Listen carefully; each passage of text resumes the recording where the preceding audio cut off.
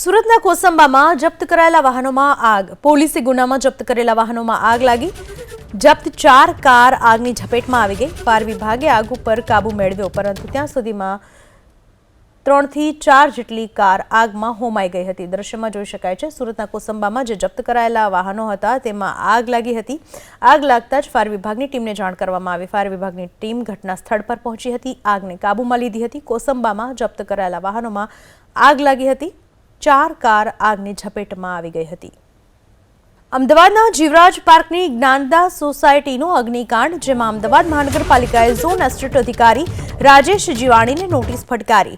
Town development officer કાંતિ દાફડાને પણ notice ફટકારી છે. 7 દિવસમાં બંને અધિકારીઓએ ખુલાસો કરવાનો રહેશે. નોટિસના જવાબ બાદ બંને અધિકારી સામે કડક પગલાં લેવાશે તેવી માહિતી સૂત્રો પાસેથી મળી રહી છે. જીવરાજ પાર્કમાં એસી ગોડાઉનમાં આગ લાગી હતી. રહેણાંક મકાનને ગોડાઉન બનાવી દેવામાં આવ્યું હતું. એક મહિલા અને એક પુત્રનું દુર્ઘટનામાં મોત નીપજ્યું હતું.